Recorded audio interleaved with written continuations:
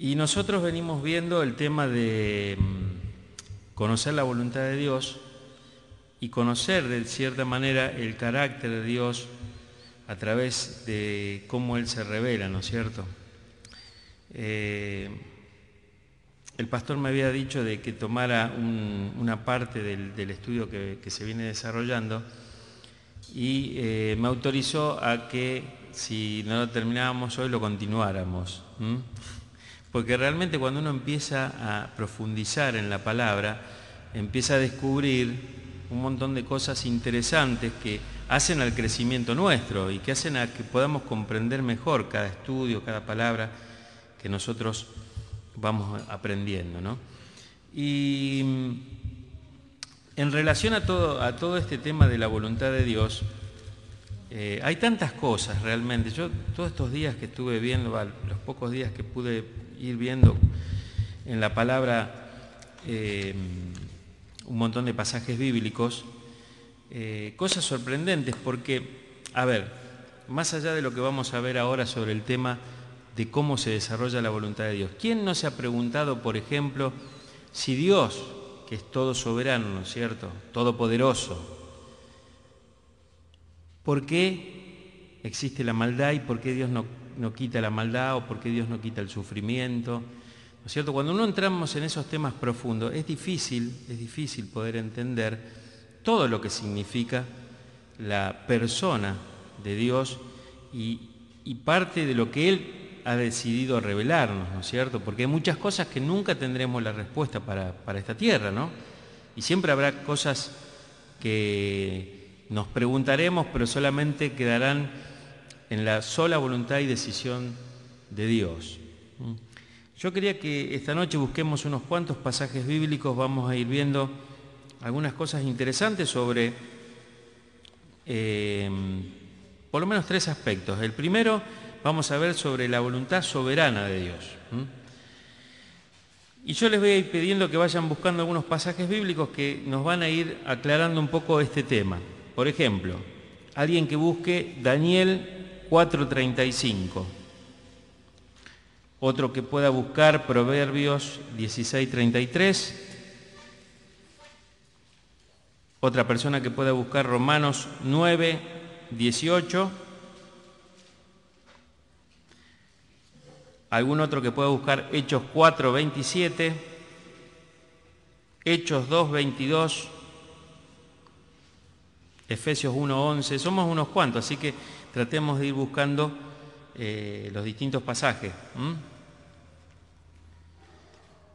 Y allí vamos a ir viendo algunas cosas que nos declara la palabra, porque aún sobre las cosas que son inescrutables de Dios, las cosas que son ocultas de Dios, que nosotros no conocemos, la misma palabra nos revela esa característica, ¿no es cierto? Y podemos llegar a entender algo de por qué Dios tiene esta particularidad, ¿no?, de su voluntad soberana.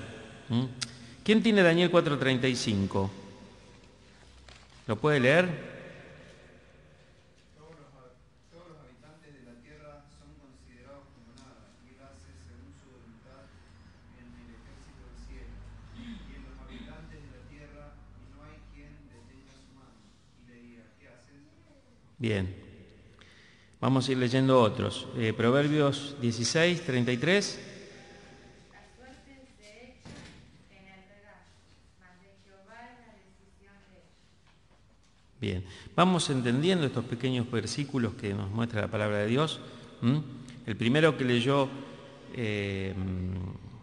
Benjamín nos habla de este pasaje de Daniel, donde está Nabucodonosor y está explicando de alguna manera que Dios hace lo que realmente quiere. ¿Y quién le va a decir algo al Señor? ¿Quién le va a decir algo a Dios de cómo tiene que hacer las cosas, de cómo no tiene que hacerlas? Esto nos está revelando, indudablemente, la soberanía de Dios, la autonomía de Dios, el todopoder de Dios, ¿no es cierto? Porque Dios, como dice en otro pasaje que también vamos a leer, es todopoderoso. El versículo que leyó Viviana dice, la suerte se echa en el regazo, mas de Jehová es la decisión de ella. O sea, de la suerte. Uno por ahí dice, bueno, echamos suerte, pero en realidad Dios está por encima de eso. ¿Sí? Dios está por encima de todo. No hay nada que lo pueda superar. No hay nada que sea mayor que Él. Nada. Por ejemplo, Hechos 4:27, ¿lo tiene alguno?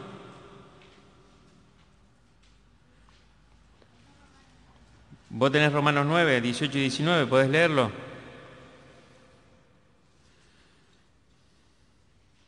De manera que de quien quiere, tiene misericordia, y al que quiere endurecer, endurece. Pero me dirás, ¿por qué fue inculpa? Porque ¿quién ha resistido a su voluntad? Bien. Son preguntas que no tienen respuesta, o que la tienen, ¿no es cierto?, implícitamente, porque sabemos que nadie, como dice este versículo, puede resistirse a la voluntad de Dios. Nadie puede hacerle frente. ¿Alguno encontró Hechos 4:27 y 28? Porque verdaderamente se unieron en esta ciudad contra tu santo Hijo Jesús, a quien ungiste, Herodes y Poncio Pilato, con los gentiles y el pueblo de Israel, para hacer cuanto tu mano y tu consejo habían antes determinado que sucediera.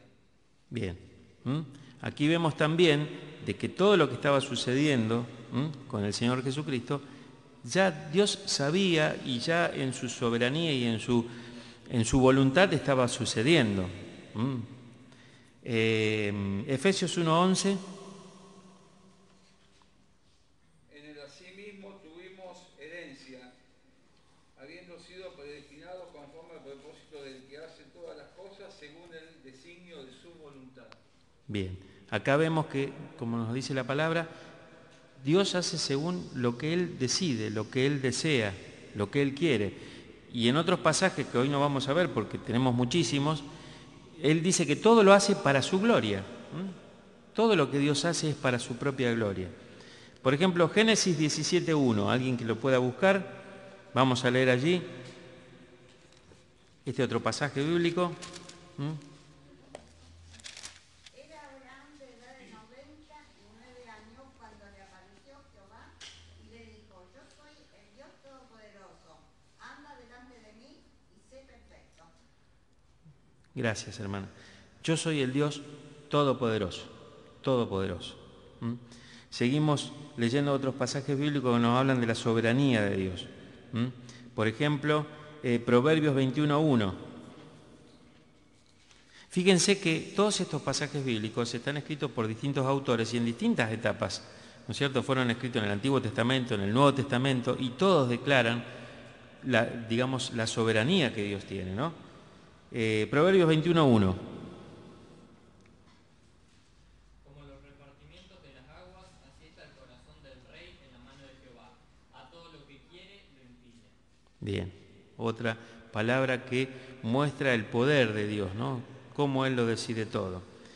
Y Dios es soberano y nosotros podríamos pensar que esto también implica que, por ejemplo, hay cosas que Dios ha decidido que nadie podrá cambiar. Por ejemplo, Dios ha determinado que Israel es su pueblo escogido y nadie lo va a cambiar eso. Esto es claro en la palabra de Dios y eso es justamente una de las decisiones de su voluntad que muestra su soberanía, ¿no es cierto? Por más que todos traten de destruir al pueblo de Dios Israel, no van a poder hacerlo porque Dios decidió que ese va a ser su pueblo escogido y siempre va a permanecer. Otro ejemplo es que Jesús regresará y nadie va a poder cambiar eso. Eso es una decisión que Dios ha tomado que es soberana y nadie va a poder impedir que Jesús regrese. Nosotros podemos ver en estos simples ejemplos, estos dos ejemplos, y hay muchísimos para ver, ¿no es cierto?, en toda la Escritura, que Dios tiene todo el poder y tiene toda la decisión de hacer lo que Él quiere. Pero hay algo que yo quería compartirles porque me pareció interesante, que estuve buscando. Hay un pastor bautista que se llama Zugel Michelin, no sé si alguno ha escuchado alguna prédica de este pastor, y también el pastor John Piper, que es otro pastor norteamericano bautista. Y hay algo interesante que me gustó y quisiera compartirle algunos puntos porque nos va a servir para entender un poquito esto sobre la soberanía de Dios con relación a la oración. Un poco el tema o el título del tema que pone este pastor Zugel es ¿qué caso tiene orarle a un Dios soberano? Porque si nosotros en nuestra mente finita tratamos de pensar que Dios va a decidir siempre lo que Él quiera, ¿no es cierto? ¿Qué sentido tiene que oremos? O sea, si siempre va a ocurrir lo que Dios decida. ¿Podemos llegar a entender esto aunque es profundo? O sea, ¿cómo podemos hacer para que realmente suceda algo que a lo mejor Dios no tenía pensado, si ya lo tenía pensado? Y el pastor dice, por ejemplo, nuestro Dios escucha y responde la oración. Cosas que desde nuestra perspectiva habrían de suceder de un modo, Dios la torna para que ocurran de otro. Y esto me ayudó mucho porque la oración, como vamos a ver ahora, es un medio que Dios nos ha dejado y que puede cambiar todas las cosas. Siempre dentro de la voluntad de Dios, pero vamos a ver algunos ejemplos que nos van a ayudar para entender esto. Por ejemplo, todos sabemos el caso que está relatado en Éxodo 32, cuando los hijos de Israel, se acuerdan, hicieron un becerro de oro y a través de ese acto de idolatría Dios se enfureció terriblemente, ¿no es cierto? Moisés no estaba en el monte, no había descendido todavía, ellos querían, como Moisés no venía, dice, bueno, le dijeron a Aarón, hacernos un dios, se hizo un becerro de oro con lo que ellos mismos habían ofrendado, y bueno, después hubo fiesta, hubo de todo tipo de digamos, excesos, y Dios realmente en su ira se puso tan mal que dijo esto, por ejemplo, en los versículos 9 y 10 del capítulo 32 de Éxodo. Dijo Jehová a Moisés, yo he visto a este pueblo, que por cierto es pueblo de dura cerviz, ahora pues, déjame que se encienda mi ira en ellos y los consuma, y de ti yo haré una nación grande. Pero Moisés no piensa, ¿no es cierto?, dejar a Dios. Él no está dispuesto a quedarse de brazos cruzados, así que, a pesar de todo, intercede por el pueblo, como sabemos, ¿no es cierto? En los versículos siguientes, Moisés ora a Dios para que eso no ocurra. Y acá está la parte interesante que comenta este pastor, ¿no es cierto? Porque dice, Moisés oró en presencia de Jehová, ¿no es cierto?, y dijo, Jehová, ¿por qué se encenderá tu furor contra tu pueblo que tú sacaste de la tierra de Egipto con gran poder y mano fuerte? ¿Por qué han de hablar los egipcios diciendo, para mal los sacó, para matarlos en los montes y para raerlos sobre la faz de la tierra? Vuélvete del ardor de tu ira y arrepiéntete de este mal contra tu pueblo. Acuérdate de Abraham, de Isaac y de Israel, tus siervos, a los cuales has jurado por ti mismo y le has dicho, yo multiplicaré vuestra descendencia como las estrellas del cielo y daré vuestra descendencia a toda esta tierra de que he hablado. Moisés no pensó que Dios había hecho un pacto en su momento con Abraham, entonces dijo, bueno, no hay problema, porque si Dios prometió que, digamos, iba a tener un pueblo y él hizo un pacto, no va a pasar nada. No pensó de esa forma. Moisés, ¿qué hizo? Fue y oró. Y como resultado de esa entrega al Señor y de esa oración clamando para que Dios perdone al pueblo, Dios se arrepiente de ese mal que le iba a hacer y los perdona, se arrepiente de eso y no los destruye, sigue siendo su pueblo. Ahora, como decíamos recién, si Moisés se hubiera quedado pensando, bueno, si total Dios prometió que este iba a ser su pueblo, no lo va a destruir. Él no pensó en eso, fue y oró al Señor y Dios pudo obrar perdonando a ese pueblo. Y acá yo quería leerles otro pedacito que dice, Dios espera que su pueblo ore, que sus hijos intercedan delante de Él.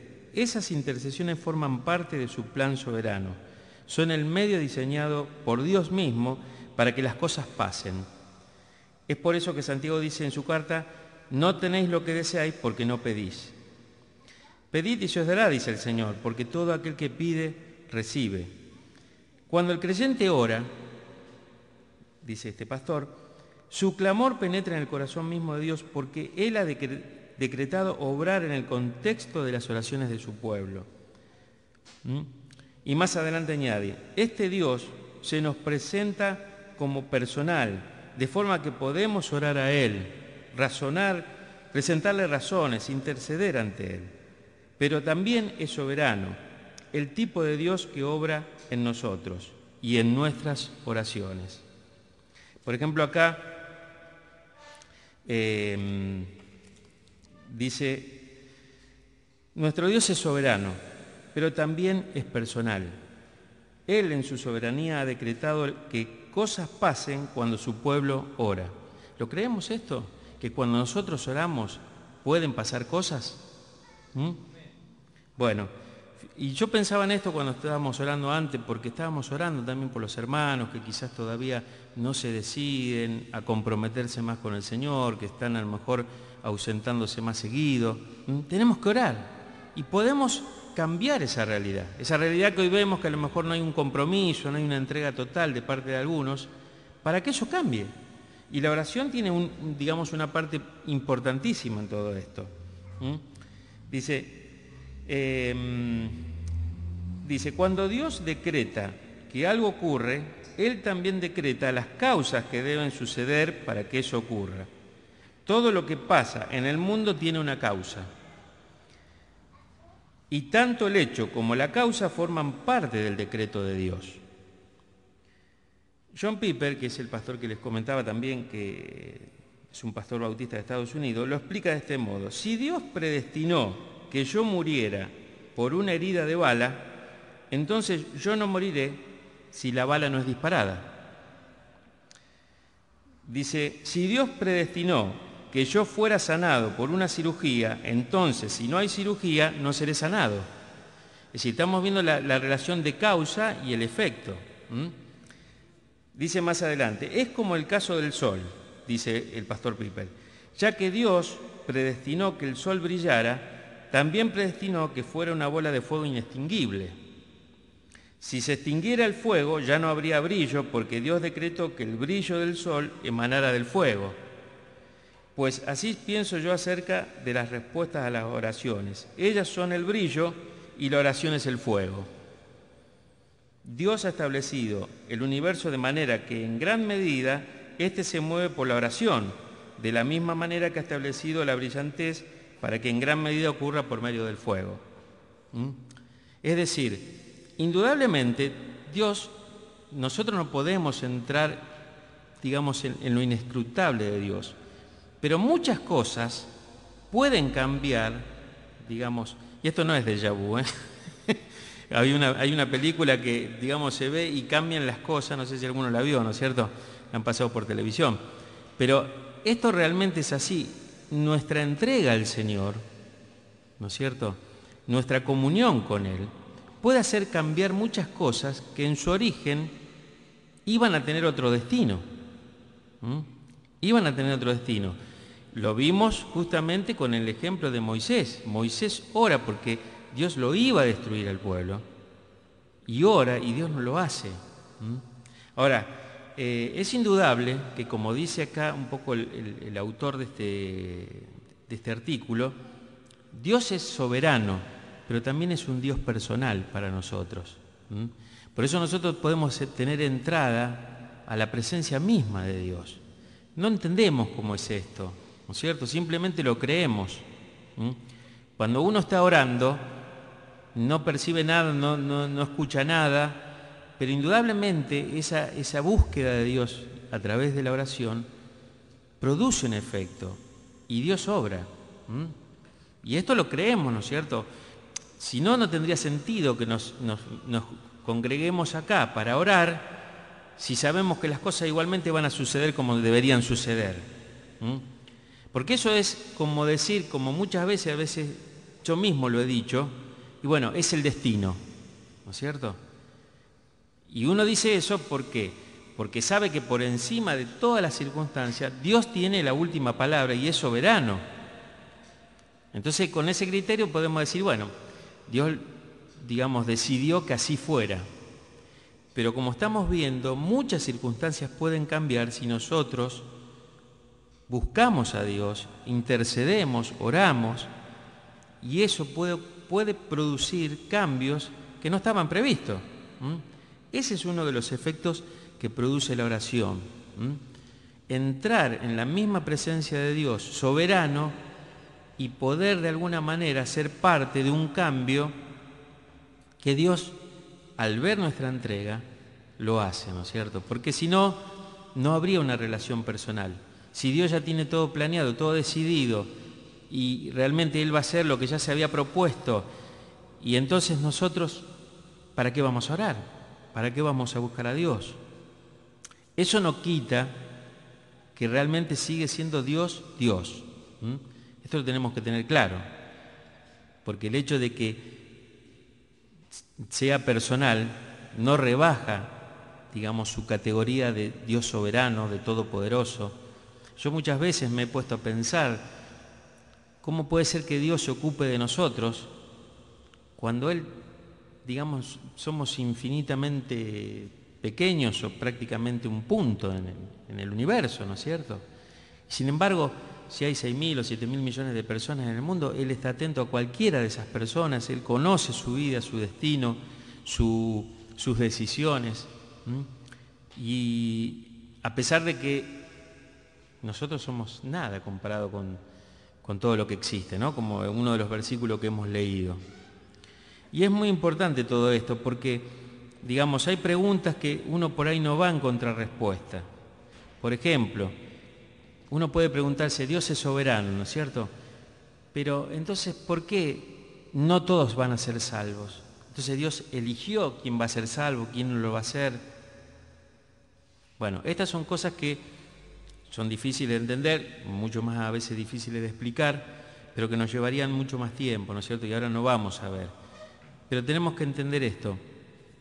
Dios es soberano y tiene una voluntad soberana, pero también tiene una voluntad permisiva, porque nosotros sabemos que Dios nos ha dejado a través de la palabra leyes y mandamientos y decretos que afectan nuestra vida moral, nuestra vida de relación, nuestra vida física. Y hay cosas que Dios ha dejado claras que quiere que nosotros hagamos y seamos, pero, digamos, muchas veces no obedecemos eso. Y entonces ahí entra a jugar la parte de lo que sería la voluntad permisiva de Dios, ¿no es cierto? Dios lo permite, es decir, si no fuera así, no podríamos entender el libre albedrío, entonces tendríamos que volver atrás y ver que entonces Dios, como nos creó con una libertad de decisión, una libertad de decidir, y no somos simplemente robots que respondemos a lo que Él simplemente decide, todos hacemos lo mismo, entonces ahí entra a jugar un poco la voluntad permisiva de Dios. Vamos a ver algunos pasajes bíblicos de esto. Yo le invito a que busquemos 2 Pedro, capítulo 3 y versículo 9.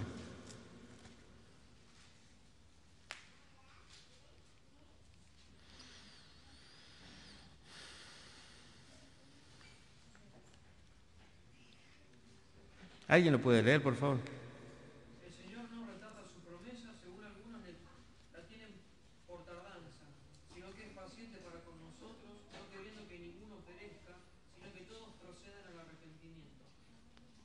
Bien. Dios quiere que todos sean salvos, pero sabemos que todos no lo van a hacer. Entonces, Él quiere que todos seamos salvos, pero digamos, aquellos que no obedezcan de acuerdo al plan que Dios ha establecido para su salvación, no van a poder ser salvos. Entonces, si fuera por la decisión de Dios, si fuera compulsiva, nos salvaría a todos. Pero Él permite que algunos desobedezcan, o muchos desobedezcan, no porque sea su voluntad. Él quiere lo mejor para nosotros. Como leyó recién José, Él no quiere que ninguno muera y se pierda, sino que todos procedan al arrepentimiento, pero depende también de la decisión voluntaria de cada uno si quiere realmente ser salvo o no. Y esto es complejo porque también hay otra parte donde Dios dice que Él nos eligió. Y nos llevaría mucho tiempo. Esta noche no vamos a poder ver todo esto. Es muy interesante este tema, pero no vamos a poder seguir, ¿no? Vamos a estar, aunque sea unos 4 o 5 minutos más y terminamos, pero hay muchísimas cosas para ver. Yo quisiera que busquemos Primera Tesalonicenses 4:3.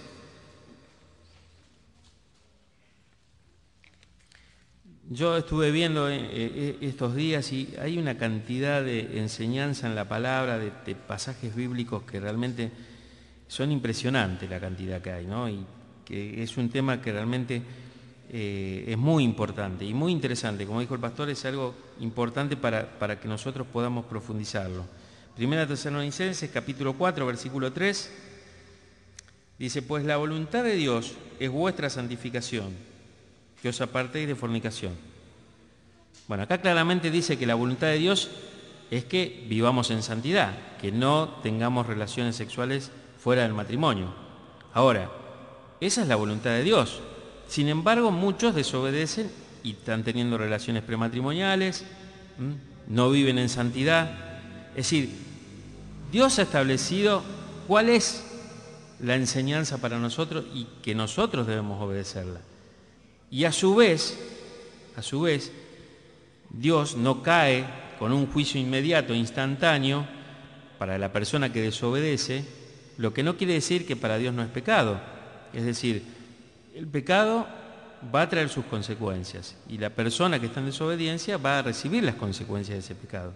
Pero mientras tanto Dios está permitiendo que eso suceda, porque si no tendría que caer con toda su justicia y la persona tendría que caer. Hay una parte que obviamente, en todo caso yo después le puedo pasar a algunos que quieran parte del material que yo tengo, que justamente habla que si Dios es soberano, si Él fue el autor de la maldad, ¿no es cierto? Y por supuesto que no, hay un montón de, digamos, de enseñanza y de escrituras que nos pueden corroborar esto, ¿no es cierto? Pero había un comentario interesante que decía que el hombre, cuando fue creado, vivía en felicidad, sin sufrimiento, en paz, disfrutaba. A partir de su caída vino todo eso. Entonces, eso nos demuestra que no fue Dios el autor de la maldad, porque cuando el hombre estuvo sin pecado, pudo vivir sin sufrimiento, sin muerte, sin maldad, sin todas las cosas que hoy vemos que ocurren, ¿no es cierto? Producto del pecado del hombre. Vamos a leer un versículo más y con esto terminamos. Han quedado muchas cosas, pero sí.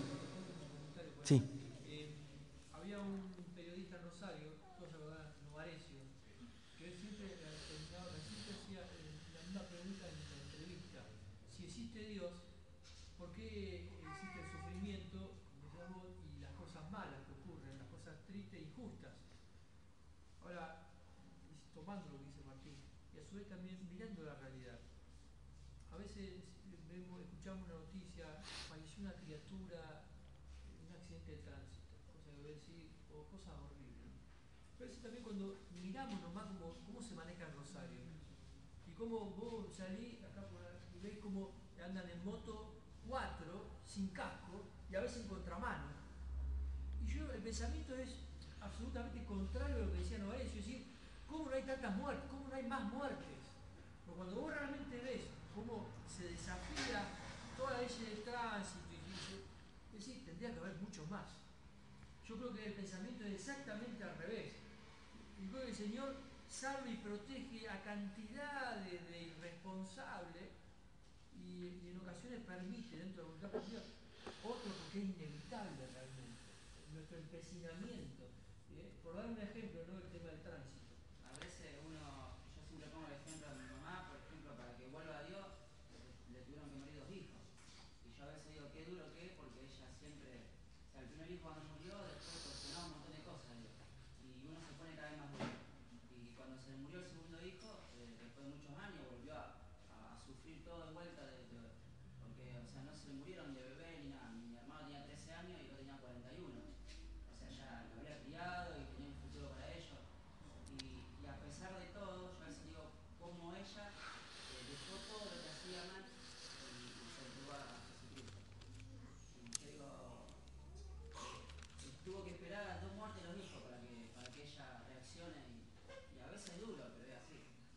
O sea, sí o sí, si Dios te elige, sí o sí, o sea, tarde o temprano va a hacer lo que Él quiere que haga. O sea, no te puedes hacer duro, porque haciéndote el duro vas a sufrir más vos y te vas a perder lo que es la realidad, o sea, la vida eterna te va a perder eso.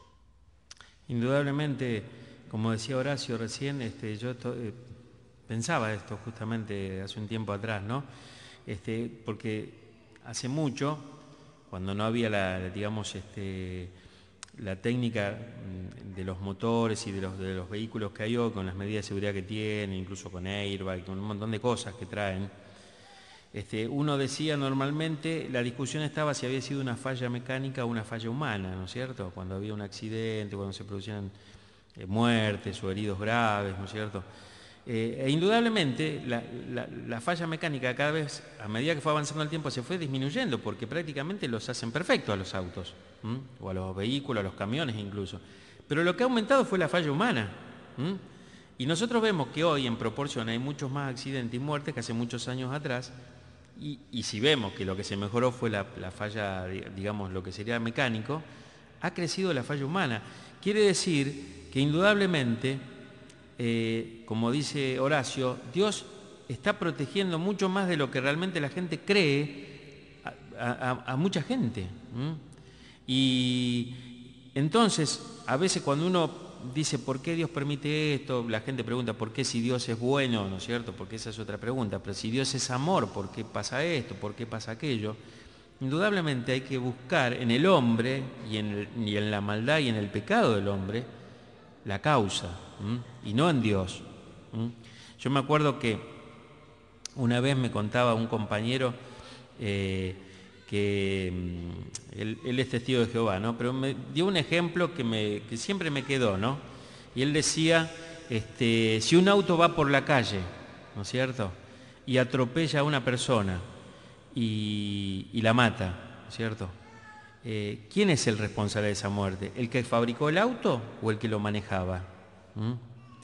Indudablemente es así, ¿no? Dios nos ha hecho, pero después somos nosotros los que tomamos malas decisiones y nos equivocamos y producimos los males que producimos, por el pecado que hay en nosotros, indudablemente. Lo que pasa es que el hombre no quiere reconocer que es pecador y que está errando el blanco, que en definitiva es eso, ¿no?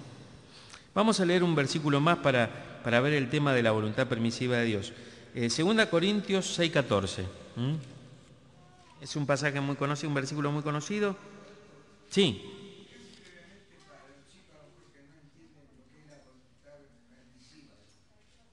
Bueno, leemos este versículo y ahora lo explicamos. ¿Alguno tiene 2 Corintios 6:14?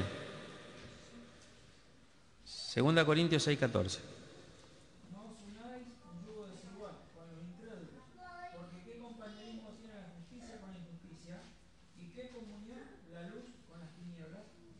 Bien, este texto es muy sencillo de entenderlo, ¿no es cierto?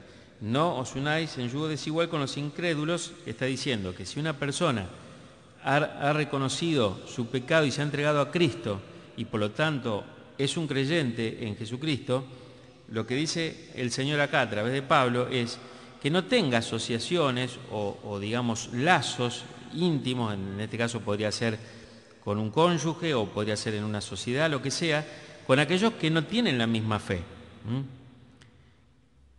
que aquel que ha creído, ¿no es cierto? ¿Por qué? Porque, como mismo dice en forma retórica, dice, porque ¿qué comunión tiene la luz con las tinieblas? ¿No es cierto? O sea, ¿cómo pueden convivir las dos cosas? O la justicia con la injusticia, porque sabemos que aquel que ha conocido a Dios va a tratar de vivir en justicia, en obediencia, en rectitud, digamos, siguiendo los patrones que el Señor nos ha dejado en su palabra, mientras que el que no cree va a vivir de acuerdo a los patrones que cree o a los que el mundo le enseña. Ahora, esa es la voluntad de Dios perfecta. La voluntad de Dios perfecta, ¿cuál es? Que uno no se una en yugo desigual. ¿Y la voluntad permisiva cuál es? Que lo hacen. Y en ese caso, como decíamos antes, consecuencias van a venir, pero Dios no cae en un juicio inmediato sobre esa persona porque está permitiendo, aunque no es su deseo, que eso ocurra. No es que Él quiere que eso pase, simplemente lo está permitiendo. Y siempre busca Dios, a través de la voluntad permisiva, de que uno en un momento reaccione, se arrepienta, se vuelva a Dios. Dios siempre está esperando, lo leímos en otro versículo, Él quiere que todas las personas se arrepientan y puedan venir a Dios, que puedan conocerlo y puedan obedecerlo. Bueno, terminamos acá. Quedaron muchas cosas por ver y todavía nos queda algo más de ver de lo que sería la voluntad individual o la voluntad personal de Dios para cada uno de nosotros, porque hay muchos ejemplos en la Biblia de siervos de Dios, de hombres de Dios, de mujeres que estaban en los planes de Dios y personalmente ellos tuvieron un propósito por el cual Dios en su voluntad los eligió para eso, ¿no? Y todos nosotros a su vez somos llamados para un propósito en el cual Dios quiere que nosotros podamos entrar en ese propósito. Y ahí entra la voluntad personal para cada uno. Porque indudablemente los planes de Dios para conmigo o para Horacio o para cualquiera de ustedes no siempre son los mismos o no son directamente los mismos. Dios tiene un plan, una voluntad, un deseo, un propósito con cada uno de nosotros. Pero lo importante es que esta noche nos vayamos con este deseo, ¿no? Que es lo que a mí por lo menos más me llegó. Que nosotros podemos llegar a la presencia de un Dios soberano a través de la oración y podemos hacer que a través de nuestra obediencia y de nuestra búsqueda de Él, y por supuesto basada en su justicia, ¿no es cierto?, y en su voluntad, muchas cosas puedan cambiar. Seguramente cada uno de ustedes tiene una problemática que está viviendo hoy. Problema de familia, problema de trabajo, problema de salud, tal vez otras cosas. Y la oración puede hacer un cambio en ese destino o en ese trayecto donde las cosas están sucediendo hoy y que realmente uno no le ve la salida. Y Dios puede obrar sin ningún lugar a dudas. Y nosotros tenemos que creer más allá de lo que a veces uno en lo natural ve. Yo hace mucho tiempo atrás, lo cuento esto, oraba para que me pudieran cambiar el horario en mi trabajo. Yo quería trabajar en un horario de mañana para que me quedara tarde para servir más a Dios, tener más tiempo. Bueno, empecé orando, nunca me cambiaron el horario. Y dejé de orar. Y Viviana me decía, pero vos no seguiste orando. Y digo, sí, tenés razón, no seguí orando. Y cuando yo leía esto estos días, me di cuenta de algo, que no hice bien en dejar de orar. Y a lo mejor uno puede pensar, bueno, pero ¿cuánto vas a orar? Toda la vida, y a lo mejor nunca te cambian ese horario, o para otro puede ser otra cosa. Pero Dios está esperando que nosotros lo sigamos haciendo. No sabemos en qué momento eso puede cambiar, porque justamente ahí lo que estamos diciendo, Dios es soberano. Y uno puede decir, bueno, evidentemente esto demuestra que Dios no quiere cambiar lo que yo quisiera que se cambie. No lo sabemos. Sencillamente, si dejamos de hacerlo, nunca lo vamos a saber tampoco. Si uno deja de orar por algo, por lo cual a lo mejor estuvo orando un tiempo o mucho tiempo, y deja de orar porque no ve la respuesta, tal vez nunca pueda ver la respuesta porque dejó de orar. Aunque esto parezca difícil de entender lo que estoy diciendo, pero ¿cómo podremos saberlo? Así que mantengámonos firmes, animémonos unos a otros, oremos unos por otros, despertémonos como orábamos antes, que el Señor nos despierte, ¿no? Para que no nos entibiemos, porque entibiarse sería peor que enfriarse. Y esperemos en el Señor. Yo creo que tal vez esta enseñanza para hoy es que Dios espera que nosotros insistamos en su trono, ¿no? Y ahora me viene a la mente el caso de la viuda, con el juez injusto. Y el juez le dice, no le hizo nunca un bien a nadie, dice la palabra, pero no, al contrario, le hacía males a todos. Y sin embargo, porque la viuda insistía, me cansó. Dice, le voy a hacer porque si no, no me la sacamos de encima. Y el Señor dice, pero si ustedes, ¿no es cierto? Si ese juez que era injusto hizo justicia con la viuda, ¿cuánto más si ustedes van a la presencia de Dios? Dios va a obrar, ¿no?